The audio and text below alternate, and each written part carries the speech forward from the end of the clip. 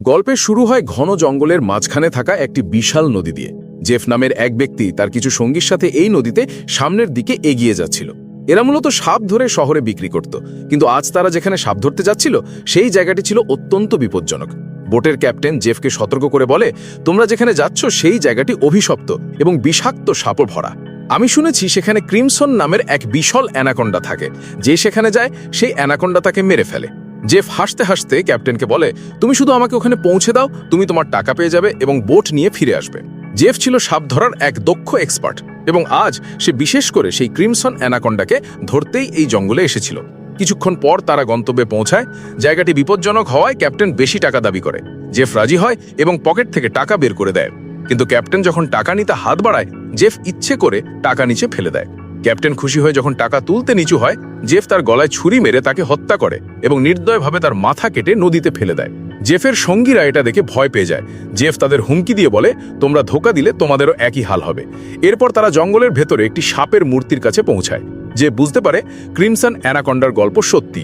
জেফের সঙ্গীরা অনেক সাপ ধরে খুশি হয়, কিন্তু জেফ বড় সাপটিকে খুঁজছিল। এর মধ্যে এক সঙ্গী বোটের কাছে ফিরে এসে দেখে ক্যাপ্টেনের কাটা মাথা পানিতে ভাসছে।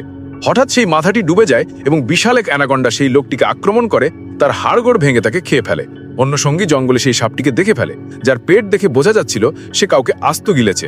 সাপটি সেই লোকটিকেও পেঁচিয়ে ধরে খেতে শুরু করে। জেফ দূর থেকে সব দেখছিল এবং তার সঙ্গীদের বাঁচানোর বদলে খুশি হচ্ছিল, কারণ সে চেয়েছিল কেউ সাপের টোপ হোক যাতে সে সাপটিকে মারতে পারে। জেফ যখন বন্দুক বের করে সাপটিকে মারতে যাবে, তখন জঙ্গলের সব পশু পাখি চিৎকার শুরু করে এবং সাপটি শিকার ফেলে চলে যায়। দৃশ্য পরিবর্তন হয়ে একটি সার্কাসে যায়, যা বন্ধ হওয়ার পথে।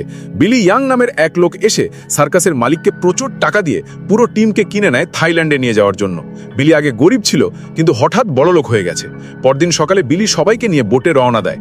পথে সে গোপনে ফোনে কথা বলে জানায় যে ডেলিভারি প্রস্তুত। তার কথায় বোঝা যায় সে খারাপ কিছু করতে যাচ্ছে। কিছুদূর যাওয়ার পর তারা দেখে নদীপথ বন্ধ। ক্যাপ্টেন ঘুরপথে যেতে চায়, কিন্তু বিলি সময় বাঁচাতে বোমা দিয়ে বাধা উড়িয়ে দেয়। বিস্ফোরণের ফলে কন্টেনার থেকে হাজার হাজার সাপ তাদের বোটে এসে পড়ে। লেনি নামের এক মেয়ে বুদ্ধিমত্তার সাথে পানির পাইপ দিয়ে সাপ তাড়ায়। বিলি ভয়ে বাথরুমে লুকায়, কিন্তু ছাদ ভেঙে সাপ তার উপর পড়ে। সে নদীতে ঝাঁপ দেয় এবং সাঁতরে তীরে ওঠে। সেখানে একটি কিং কোবরা তাকে মারতে গেলে জেফ এসে সাপটিকে মেরে বিলির প্রাণ বাঁচায়। জেফ বিলির বোটে আশ্রয় নেয় এবং মিথ্যা বলে যে সে একজন অভিযাত্রী। বোটের এক যাত্রী জিয়াওর কানে সাপ ঢুকে যায়। জেফ সাহসিকতার সাথে সাপটি বের করে, কিন্তু সাপ জেফকে কামড় দিলেও তার কিছু হয় না। লেনি বুঝতে পারে জেফ সাধারণ কেউ নয়, কারণ তার শরীরে সাপের বিষের প্রতিরোধ ক্ষমতা আছে। এদিকে জেফ বোটের ক্যাপ্টেনের কাছে গিয়ে ম্যাপ দেখিয়ে নির্দিষ্ট জায়গায় যেতে বলে। ক্যাপ্টেন রাজি না হলে জেফ তাকেও মেরে ফেলে এবং তার লাশ টোপ হিসেবে ব্যবহার করে অ্যানাকন্ডাকে ডাকার জন্য। জেফ পানিতে টোপ ফেলে অপেক্ষা করে। বিশাল অ্যানাকন্ডাটি জেফের পাতা টোপে ধরা দেয়। জেফ সাপের সাথে লড়াই করে, কিন্তু সাপটি শক্তিশালী ছিল। এক পর্যায়ে সাপটি বোটের ওপর উঠে আসে এবং ক্যাপ্টেনের লাশ সবার সামনে উগরে দেয়। বোটে আতঙ্ক ছড়িয়ে পড়ে। জেফ সাপটিকে মারার চেষ্টা করে। সাপটি বোটের ভেতরে ঢুকে পড়ে। জিয়াও নামের এক লোক বুদ্ধিমত্তার সাথে সাপের মাথায় হাড়ি আটকে দেয়। ধস্তাধস্তিতে কেরোসিন উল্টে আগুন লেগে যায় এবং বোটটি বিস্ফোরিত হয়। সাপটি আগুনে পুড়ে মারা যায়। সবাই কোনো মতে সাঁতরে তীরে ওঠে। বিলি তার বোট হারিয়ে কাঁদে। লেনি বুঝতে পারে জেফই সবকিছুর জন্য দায়ী।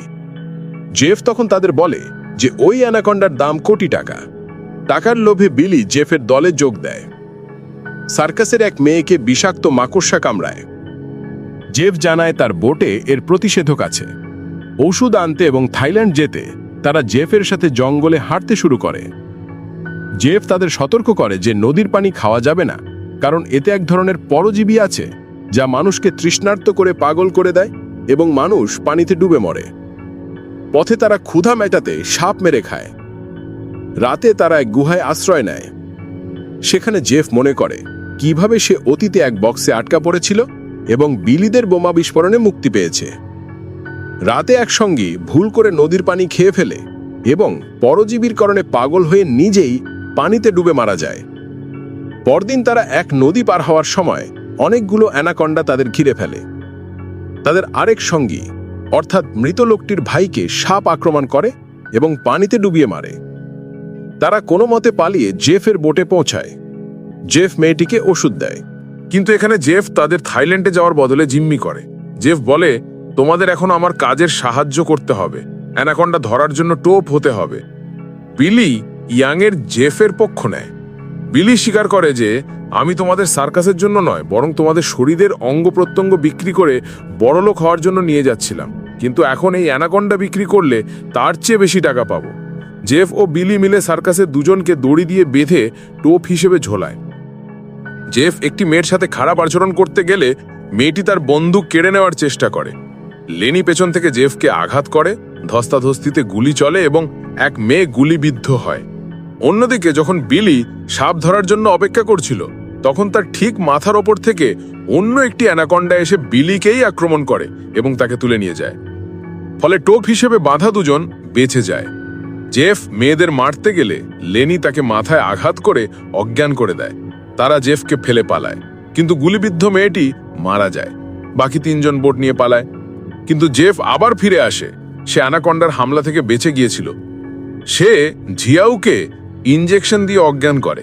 এরপর সে বেঁচে যাওয়া তিনজনকে বেঁধে তাদের গায়ে রক্ত মেখে টোপ হিসেবে রেখে দেয় এবং নিজে দূরে জাল নিয়ে অপেক্ষা করে। রক্তের গন্ধে অনেক সাপ আসে, কিন্তু হঠাৎ বনের রাজা ক্রিমসন অ্যানাকন্ডা এসে অন্য সাপদের মেরে ফেলে। জেফ খুশি হয়। যখন বিশাল সাপটি তিনজনকে খেতে যাবে, জেফ জাল ফেলে তাকে আটকায়, কিন্তু সাপটি শক্তিশালী দাঁত দিয়ে জাল ছিঁড়ে ফেলে এবং উল্টো জেফকেই আক্রমণ করে। জেফ পালানোর চেষ্টা করে, কিন্তু গাছে আটকে যায়।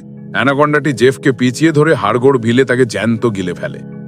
এই সুযোগে ওই তিনজন বাচ্চা ছেলেটি দাঁত দিয়ে দড়ি কেটে ফেলে, নিজেদের মুক্ত করে পালায়। সাপটি জেফকে খাওয়ার পর তাদের পিছু নেয়। তারা একটি কন্টেনারে লোকায়, কিন্তু সাপটি সেখানেও হামলা করে। ঝিয়াও কন্টেনার ভেঙে বাচ্চাটিকে বাঁচায়। তারা দৌড়াতে থাকে। শেষে তারা একটি গাছের আড়ালে লোকায়। সাপটি যখন হাঁ করে তাদের গিলে ফেলার জন্য তেড়ে আসে, তখন আগে থেকে জেফের পেতে রাখা একটি ধারালো তারে সাপের মাথা কেটে দ্বিখণ্ডিত হয়ে যায়।